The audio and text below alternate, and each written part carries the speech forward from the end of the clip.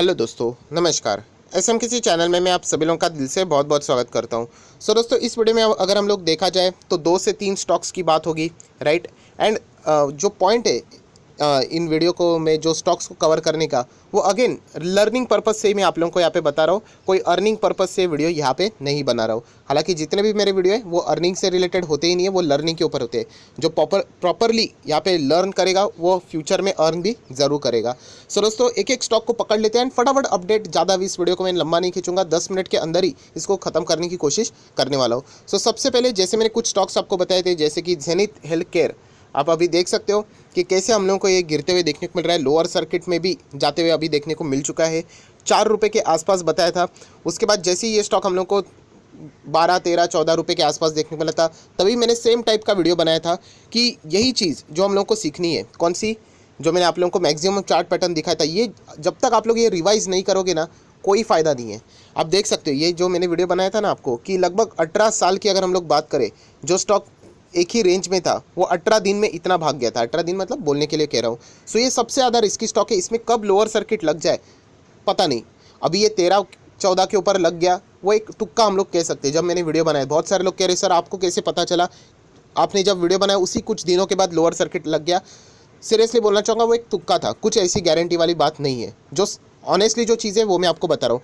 And इसलिए मैंने आपको कहा था कि सबसे ज़्यादा रिस्की कैटेगरी में यही स्टॉक है, जो कि सीधा सीधा समझ में आ रहा है कि इस सिचुएशन की वजह से भागा। इस सिचुएशन मतलब कोविड की वजह से, लॉकडाउन की वजह से।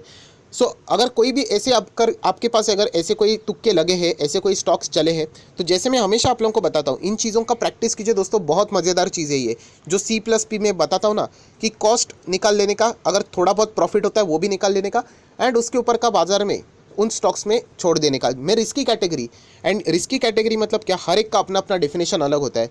जो ये सवाल पूछते हैं ना मुझे कि सर ये स्टॉक है, मैंने 4 रुपये में एंटर किया था, अभी 14 तक जा चुका है, परसेंट की मैं बात करूँ 100%, कुछ स्टॉक में 150%, 200%, बट अभी डर लग रहा है।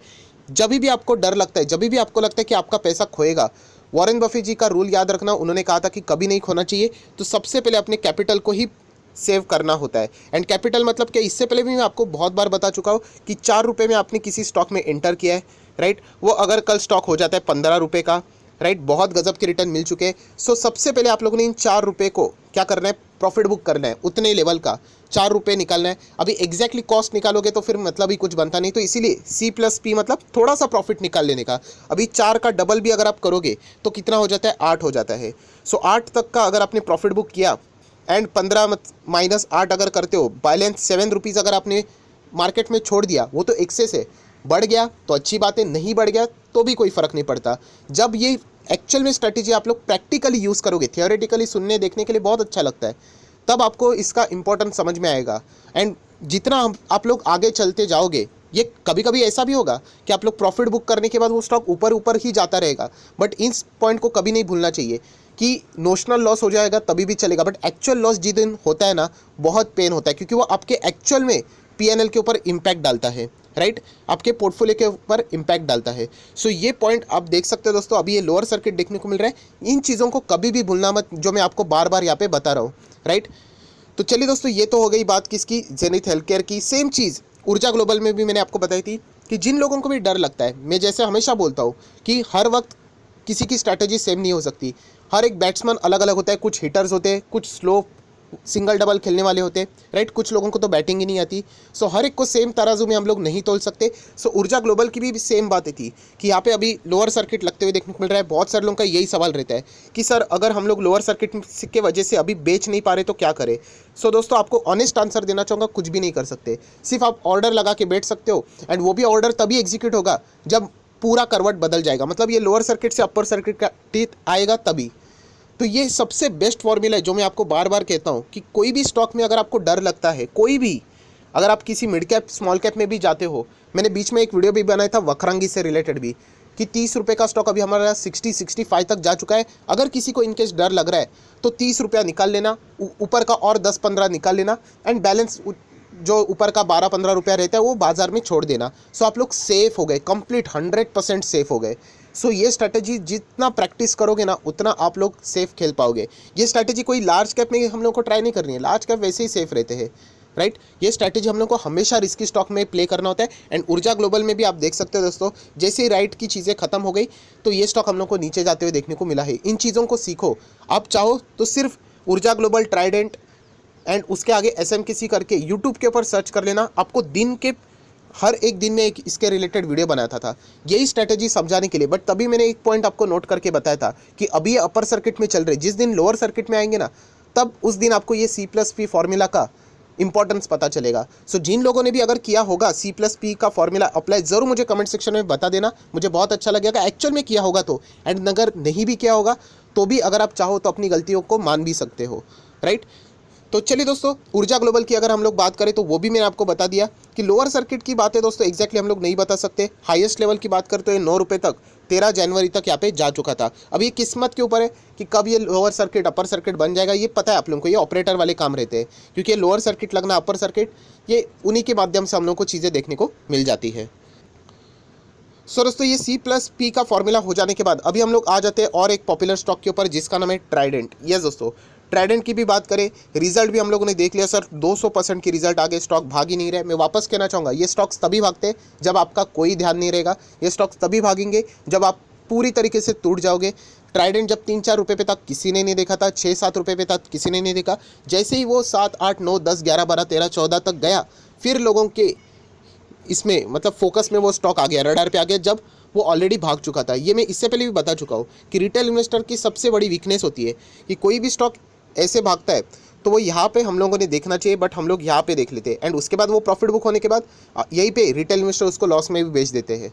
सो ये जितना प्रैक्टिस करोगे, इसीलिए ये पेनी स्टॉक होते हैं ना। ऑब्वियसली ट्राइडेंट पेनी स्टॉक नहीं है, मुझे पता है, बहुत सारे लोग बोलते हैं कमेंट में, जो मुझे भी पता है, मार्केट कैपिटलाइजेशन के हिसाब से बहुत बड़ा स्टॉक है, बट स्टिल प्राइस के हिसाब से बोल रहा हूँ, जो भी ये पेनी स्टॉक रहते हैं इनमें हम लोग को यही जो छोटे अमाउंट के स्टॉक रहते, सबसे बेस्ट प्रैक्टिकल अगर आपको किसी को सीखना है स्टॉक मार्केट में तो ये स्टॉक आपको बहुत कुछ सिखा सकते हैं। बट कहानी उल्टी हो जाती है, रिटेल इन्वेस्टर इसमें कर देते हैं बहुत सारा अमाउंट इन्वेस्टमेंट एंड जो अच्छे स्टॉक है उसके शेयर खरीद लेते 1-2। सो यही कहना चाहूँगा दोस्तों, ऐसे स्टॉक में बहुत कुछ सीखने लायक होती है चीज़ें, जो मैं खुद भी कर देता हूँ एंड आप लोगों को भी बताते रहता हूँ। सो यही कहना चाहूँगा कि ट्राइडेंट की अगर हम लोग बात करें तो बहुत सारे लोग ये भी कहते हैं कि ऊर्जा ग्लोबल, जेनिथ एंड ट्राइडेंट, इनका कंपैरिजन नहीं हो सकता। 110% वो सही कहते हैं, क्योंकि ये दो स्टॉक्स देखा जाए तो ये पेनी टाइप स्टॉक्स है। ट्राइडेंट एक्चुअल में पेनी स्टॉक नहीं है, वो स्प्लिट की वजह से नीचे देखने को मिला है। सो ट्राइडेंट जिसके पास भी रहेगा उसको लंबा पारी खेलना पड़ेगा, ये मैं इससे पहले भी आप लोगों को बता चुका हूँ। सो लंबा पारी में जैसे बोलते हैं कमेंट सेक्शन में वो भी आता है कि सर लंबा मतलब कितना, एग्जैक्टली दोस्तों ये कोई डेफिनेशन नहीं है कि कितना मतलब।